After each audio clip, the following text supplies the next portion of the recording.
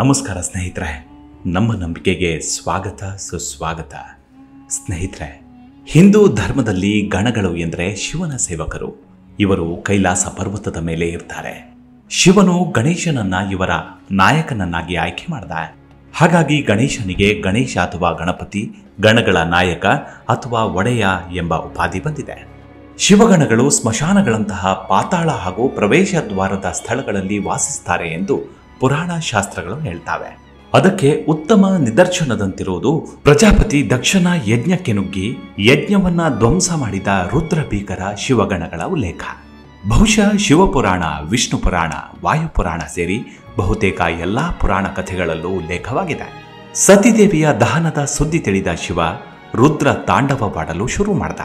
ಅವನ ಒಂದೊಂದು ಕಾಲಿನ ಸಪ್ಪಳ ತ್ರಿಲೋಕವನ್ನೇ ನಡುಗಿಸ್ತಿತ್ತು.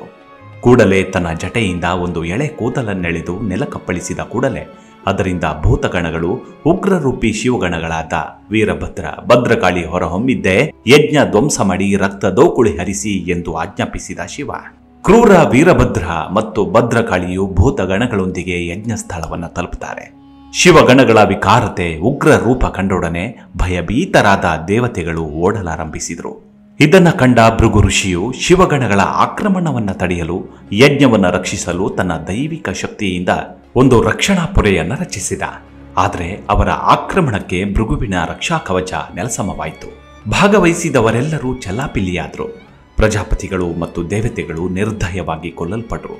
ಕೆಲವು ದೇವತೆಗಳ ಮೂಗು ಕತ್ತರಿಸಲಾಯಿತು. ಯಮನ ಕಾಲಿನ ಮೂಳೆ ಮುರಿದು ಹೋಯಿತು. ಮಿತ್ರನ ಕಣ್ಣುಗಳು ಹೊರಬಂದವು. ಇಂದ್ರನನ್ನ ವೀರಭದ್ರ ಮತ್ತು ಭೂತಗಣಗಳಿಂದ ತುಳಿದು ಹಾಕಲಾಯಿತು. ಪೂಷನ ಹಲ್ಲುಗಳು ಮುರಿಯಲ್ಪಟ್ಟವು. ಚಂದ್ರನಿಗೆ ಭಾರಿ ಹೊಡೆತ ಬಿತ್ತು. ಪ್ರಜಾಪತಿಗಳೆಲ್ಲರಿಗೂ ಪೆಟ್ಟು ಬಿತ್ತು. ವಾಹಿನಿಯ ಕೈಗಳು ಕತ್ತರಿಸಲ್ಪಟ್ಟವು. ಭೃಗುವಿನ ಗಡ್ಡವನ್ನ ಕತ್ತರಿಸಲಾಯಿತು. ಇದನ್ನೇ ಲಿಂಗ ಪುರಾಣ ಮತ್ತು ಭಾಗವತ ಪುರಾಣವು ದಕ್ಷನ ಶಿರಚ್ಛೇದವನ್ನು ಉಲ್ಲೇಖಿಸುತ್ತೆ. ದಕ್ಷನನ್ನ ಹಿಡಿದ ವೀರಭದ್ರ ಒಂದೇ ಏಟಿಗೆ ಆತನ ರುಂಡ ಸಿಳಿ ರಕ್ತ ಹೀರಿಬಿಟ್ಟ. ಹೀಗೆ ಶಿವಗಣಗಳೆಂದರೆ ಇಂದಿಗೂ ನಮ್ಮೆಲ್ಲರಲ್ಲೂ ಕೌತುಕದ ಜೊತೆಗೆ ಅವರ ಉಗ್ರ ರೂಪದ ಕುರಿತಾಗೋ ಒಂದು ಆತಂಕವಂತೂ ಇದ್ದೇ ಇದೆ. ಅಂತಹ ಶಿವಗಣಗಳ ಪೈಕಿ ವೀರಭದ್ರನಷ್ಟೇ ಮಹಾನ್ ಕೋಪಿಷ್ಟ ರುದ್ರಾತಿ ರುದ್ರನೊಬ್ಬನ ಕಥೆ ಇದೆ. ಆತ ಸಾಮಾನ್ಯ ಮನುಷ್ಯನಾಗಿ ಹುಟ್ಟಿ ಶಿವಗಣ ಸೇರಿದ್ದೇ ನಿಜಕ್ಕೂ ಅದ್ಭುತ ಕಥಾನಕ. ಅಷ್ಟಕ್ಕೂ ಆ ರುದ್ರ ಭಯಂಕರ ಶಿವಗಣದ ಸಾಲಿನಲ್ಲಿ ಬರುವ ಶಕ್ತಿಯೇ ಚಂಡಿಕೇಶ್ವರ. ಬನ್ನಿ, ಹಾಗಿದ್ರೆ ಚಂಡಿಕೇಶ್ವರ ಯಾರು, ಚಂಡಿಕೇಶ್ವರ ಶಿವಗಣ ಸೇರಿದ್ದೇಗೆ ಅನ್ನೋದನ್ನ ಇವತ್ತಿನ ಎಪಿಸೋಡ್ನಲ್ಲಿ ತಿಳಿದುಕೊಳ್ತಾ ಹೋಗೋಣ. ಅದಕ್ಕೂ ಮುನ್ನ ನಮ್ಮ ನಂಬಿಕೆಗೆ ನಿಮ್ಮ ಬೆಂಬಲವಿರಲಿ. ಸ್ನೇಹಿತರೆ, ಚಂಡಿಕೇಶ್ವರ ಶಿವ ಪರಿವಾರ ದೇವತೆಗಳಲ್ಲೊಬ್ಬ.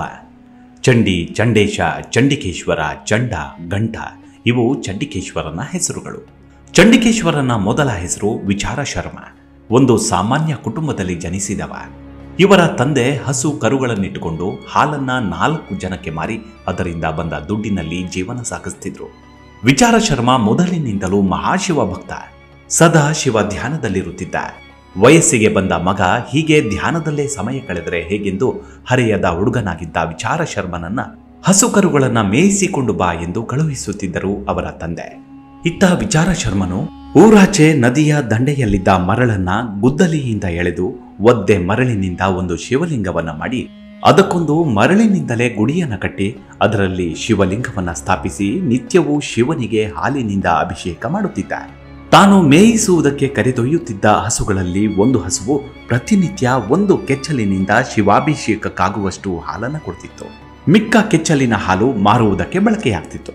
ಹೀಗೆ ಪ್ರತಿನಿತ್ಯವೂ ವಿಚಾರ ಶರ್ಮನು ಹಾಲಿನಿಂದ ಶಿವಾಭಿಷೇಕ ಮಾಡ್ತಿದ್ದ. ಅದು ಮರಳಿನ ಲಿಂಗದ ಮೇಲೆ ಬಿದ್ದು ಕೋಡಿ ಹರಿಯುವುದನ್ನ ಗಮನಿಸಿದ ಒಬ್ಬ ಗೌಳಿಯು ವಿಚಾರ ಶರ್ಮನ ತಂದೆಗೆ ದೂರು ಕೊಟ್ಟ. ಪ್ರತಿನಿತ್ಯವೂ ಶಿವಾಭಿಷೇಕವೆಂದು ಹಾಲನ್ನ ಮರಳ ಲಿಂಗದ ಮೇಲೆ ಹರಿಸುವುದು, ಅದು ಕೋಡಿ ಹೋಗಿ ಹಾಲೆಲ್ಲವೂ ನಷ್ಟವಾಗುತ್ತಿದೆ ಎಂದು ಎಲ್ಲವನ್ನೂ ವಿಚಾರ ಶರ್ಮನ ತಂದೆಗೆ ವಿವರವಾಗಿ ತಿಳಿಸಿದ ಆ ಗೌಳಿ. ಅದನ್ನ ಕೇಳಿದ ಅವರ ತಂದೆ ನದಿಯ ಹತ್ತಿರ ಬಂದು ದಂಡೆಯ ಮೇಲಿದ್ದ ಒಂದು ಮರವನ್ನ ಹತ್ತಿ ನೋಡಿದ್ರೆ ಮಗನು ಶಿವಾಭಿಷೇಕಕ್ಕೆಂದು ಒಂದು ಮಡಕೆಯ ತುಂಬಾ ಹಾಲಿಟ್ಟುಕೊಂಡಿದ್ದಾನೆ. ಮೊದಲೇ ಹಾಕಿದ ಹಾಲು ಕೋಡಿ ಹೋಗುತ್ತಿದ್ದುದನ್ನು ನೋಡಿ ಕೋಪಗೊಂಡು ಮರದಿಂದ ಕೆಳಗಿಳಿದು ಬಂದು ಆ ಮಡಕೆಯನ್ನ ಕಾಲಿನಿಂದ ಒದ್ದ. ಮಡಕೆ ಒಡೆದು ಹೋದ ಶಬ್ದಕ್ಕೆ ಬೆಚ್ಚಿ ಬಿದ್ದು ತದೇಕ ಚಿತ್ತದಿಂದ ಶಿವಧ್ಯಾನ ಮಾಡುತ್ತಿದ್ದ ವಿಚಾರ ಶರ್ಮನು ಎಚ್ಚೆತ್ತ. ತಂದೆ ಮಾಡಿದ ಕೃತ್ಯವು ಮಹಾಪಾಪಕರವೆಂದು ಕೂಡಲೇ ಗುದ್ದಲಿಯನ್ನ ತೆಗೆದುಕೊಂಡು ಹಾಲು ತುಂಬಿದ ಗಡಿಗೆಯನ್ನ ಒಡೆದ ಕಾಲನ್ನ ಕತ್ತರಿಸಿದ. ವಿಚಾರ ಶರ್ಮನ ತಂದೆ ನೆಲಕ್ಕುರುಳಿ ಬಿದ್ದು ಅಸುನಿಗ್ತಾನೆ. ಇತ್ತ ಭಕ್ತ ಶಿರೋಮಣಿಯ ಭಕ್ತಿಗೆ ಮೆಚ್ಚಿದ ಶಿವ ಕೂಡಲೇ ಪ್ರತ್ಯಕ್ಷನಾದ. ವಿಚಾರ ಶರ್ಮನು ತಾನು ತಂದೆಯ ಸಾವಿಗೆ ಕಾರಣನಾದನೆಂದು ತನ್ನನ್ನು ಕ್ಷಮಿಸಿ ತಂದೆಗೆ ಮೋಕ್ಷವನ್ನು ಪ್ರಸಾದಿಸು ತಂದೆ, ತನ್ನ ಪ್ರಾಣದೇವನಾದ ಶಿವನ ಅಭಿಷೇಕಕ್ಕೆ ಹಾಲನ್ನು ತುಂಬಿಕೊಂಡಿದ್ದ ಗಡಿಗೆಯನ್ನ ಯಾವ ಕಾಲಿನಿಂದ ಒದ್ದನೋ ಆ ಕಾಲು ಅಪವಿತ್ರವಾಯಿತೆಂದು, ಆ ಕಾಲು ಅವನ ಶರೀರಕ್ಕೆ ಅಂಟಿಕೊಂಡಿರಬಾರದೆಂದು ತಾನು ಹಾಗೆ ಮಾಡಿದೆ ಎಂದು ತನ್ನ ಅತೀವ ನೋವನ್ನ ಹೇಳಿಕೊಂಡ. ಕೂಡಲೇ ಪಶ್ಚಾತ್ತಾಪದಿಂದ ಶಿವನ ಕಾಲಿಗೆರಗಿದ. ಇತ್ತ ಶಿವ ವಿಚಾರ ಶರ್ಮನ ತಂದೆಗೆ ಮೋಕ್ಷವನ್ನ ಪ್ರಸಾದಿಸಿ, ನಿನಗೇನು ಬೇಕು ಮಗು, ವರವನ್ನ ಕೇಳು ಎಂದ. ಅದಕ್ಕೆ ವಿಚಾರ ಶರ್ಮ, ನನ್ನ ಹೃದಯದಲ್ಲಿ ನಿನ್ನ ಪಾದಭಕ್ತಿ ನಿರಂತರವಾಗಿರಬೇಕು, ಅದೊಂದೇ ವರವು ಸಾಕು ನನಗೆ ಎಂದ. ಶಿವನು ಮಹಾಸಂತುಷ್ಟನಾಗಿ ಹೀಗೆನ್ನುತ್ತಾನೆ, ನೀನು ಸಣ್ಣ ವಯಸ್ಸಿನಿಂದಲೂ ಮಾಡುತ್ತಿರುವ ತಪಸ್ಸಿಗೆ ನಾನು ಮೆಚ್ಚಿದ್ದೇನೆ, ನಿನ್ನನ್ನ ನನ್ನ ಪರಿವಾರದಲ್ಲಿ ಸೇರಿಸಿಕೊಳ್ಳುವೆನು ಎಂದು ಅವನಿಗೆ ಚಂಡಿಕೇಶ್ವರನೆಂಬ ಹೆಸರನ್ನು ಕೊಟ್ಟ. ನನ್ನ ನಿರ್ಮಾಲ್ಯವು ನಿನ್ನನ್ನ ಸೇರುತ್ತದೆ ಮತ್ತು ನನ್ನ ನೈವೇದ್ಯವಾದ ನಂತರ ಉಚ್ಚಿಷ್ಟವನ್ನ ತಿನ್ನುವ ಅರ್ಹತೆಯನ್ನ ನಿನಗೆ ಪ್ರಸಾದಿಸುತ್ತೇನೆ ಎಂದು ಹೇಳಿ ಅಂತರ್ಧಾನನಾದ. ಹಿಂದಿನ ಕಾಲದಲ್ಲಿ ಪತಿಯು ಭೋಜನವನ್ನ ಮಾಡಿ ತನ್ನ ಎಂಜಲನ್ನವನ್ನ ಬಿಟ್ಟ ಹರಿವಾಣದಲ್ಲಿಯೇ ಪತ್ನಿಯೂ ಕೂಡ ಊಟ ಮಾಡ್ತಿದ್ಲು. ಆ ಲೆಕ್ಕದ ಪ್ರಕಾರ ಶಿವನ ಉಚ್ಚಿಷ್ಟವು ಪಾರ್ವತಿ ದೇವಿಗೆ ಸೇರಬೇಕಾದದ್ದು. ಆದರೆ ಚಂಡಿಕೇಶ್ವರನ ಭಕ್ತಿ ಎಷ್ಟು ಆಳವಾಗಿತ್ತೆಂದರೆ, ಶಿವನು ತನ್ನ ಅತ್ಯಂತ ಪ್ರಿಯ ಭಾಮೆಯಾದ ಪಾರ್ವತಿ ದೇವಿಗೆ ಸೇರಬೇಕಾದ ಉಚ್ಚಿಷ್ಟವನ್ನ ಚಂಡಿಕೇಶನಿಗೆ ದಯಪಾಲಿಸಿದ. ಶಿವ ನಿರ್ಮಾಲ್ಯಂ ತ್ಯಜೇತ್ ಎಂದು ಭಗವತ್ಪಾದರು ಬರೆದಿರುವ ವಾಕ್ಯವನ್ನ ಸರಿಯಾಗಿ ಅರ್ಥ ಮಾಡಿಕೊಳ್ಳದೆ ಕೆಲವರು ಶಿವ ಪ್ರಸಾದವನ್ನ ದೇವಾಲಯದ ಗೋಡೆಯ ಮೇಲೆಯೋ ಗರುಡ ಗಂಬದ ಬಳಿಯೋ ನಂದಿಕೇಶ್ವರನ ಹತ್ತಿರವೋ ಬಿಸಾಕಿ ಬರ್ತಾರೆ. ಶಿವ ನಿರ್ಮಾಲ್ಯಂ ತ್ಯಜೇತ್ ಎನ್ನುವುದರ ಅರ್ಥ ಶಿವ ಪ್ರಸಾದವನ್ನ ಸ್ವೀಕರಿಸಬಾರದು ಎಂದಲ್ಲ, ಶಿವನ ಅತ್ಯಂತ ಪ್ರೀತಿಪಾತ್ರನಾದ ಚಂಡಿಕೇಶ್ವರನಿಗಾಗಿ ಉಳಿಸಬೇಕು ಎಂದು. ಇದರಲ್ಲಿ ಹರಿಹರ ಭೇದವನ್ನ ತಿಳಿದವರು ಶಿವನ ಗುಡಿಗೆ ಹೋಗುವುದಿಲ್ಲ, ಹೋದರೂ ಶಿವ ಪ್ರಸಾದವನ್ನ ಮೇಲೆ ಹೇಳಿದಂತೆ ದೇವಾಲಯದ ಗೋಡೆಯ ಬಳಿಯೋ ಮತ್ತೆಲ್ಲಿಯೋ ಎಸೆದು ಬರ್ತಾರೆ. ದೇವಾಲಯಕ್ಕೆ ಹೋಗುವ ರೀತಿ ಹೀಗಿದೆ: ನಂದಿಯ ಕೊಂಬಿನ ಮೂಲಕ ಶಿವ ದರ್ಶನ ಮಾಡಿ ಪೂಜೆ ಮಾಡಿಸಿಕೊಂಡು ತೀರ್ಥ ಪ್ರಸಾದವನ್ನ ಸ್ವೀಕರಿಸಿ ಆ ದೇವಾಲಯದಲ್ಲಿ ಪ್ರತಿಷ್ಠಿತರಾದ ಮಿಕ್ಕ ದೇವರನ್ನ ನೋಡಿಕೊಂಡು ಚಂಡೇಶನ ಗೂಡಿಗೆ ಬರಬೇಕು. ಶಿವನ ವರದಂತೆ ಚಂಡಿಕೇಶನು ಶಿವ ದೇವಾಲಯದಲ್ಲೇ ಇರ್ತಾನೆ. ಆ ದೇವಾಲಯದ ಮುಂಭಾಗದಲ್ಲೋ ಹಿಂಭಾಗದಲ್ಲೋ ಒಂದು ಗೂಡಿನಲ್ಲಿ ಚಂಡಿಕೇಶ್ವರ ವಿಗ್ರಹವಿರುತ್ತೆ. ಅಲ್ಲಿಗೆ ಬಂದು ಮೊದಲು 2 ಕೈಗಳಿಂದ ಚಪ್ಪಾಳೆ ತಟ್ಟಬೇಕು. ಬಹುಜನರು ತಿಳಿದಿರುವಂತೆ ಚಂಡಿಕೇಶ್ವರನಿಗೆ ಕಿವುಡಲ್ಲ, ಆದರೆ ಸದಾ ಶಿವಧ್ಯಾನ ಮಗ್ನನಾಗಿ ಇರ್ತಾನೆ. ಆದ್ದರಿಂದ ಅವನನ್ನ ಆ ಸಮಾಧಿ ಸ್ಥಿತಿಯಿಂದ ಎಚ್ಚರಿಸಲು ಚಪ್ಪಾಳೆ ತಟ್ಟಬೇಕು. ಆದರೆ ಚಂಡಿಕೇಶನು ಮಹಾಕೋಪಿಷ್ಟ, ಆದ್ದರಿಂದ ತನ್ನ ಶಿವಧ್ಯಾನ ಭಂಗವನ್ನ ಮಾಡಿದ್ದಕ್ಕೆ ಕೂಡಲೇ ಕೋಪ ಬರುತ್ತೆ. ಆದರೆ ತನ್ನ ಬಳಿ ಬಂದವರ ಕೈಯಲ್ಲಿ ಶಿವ ಪ್ರಸಾದವನ್ನ, ಶಿವ ನಿರ್ಮಾಲ್ಯವನ್ನ ಕಂಡು ಚಂಡಿಕೇಶನು ಹರ್ಷಗೊಳ್ತಾನೆ.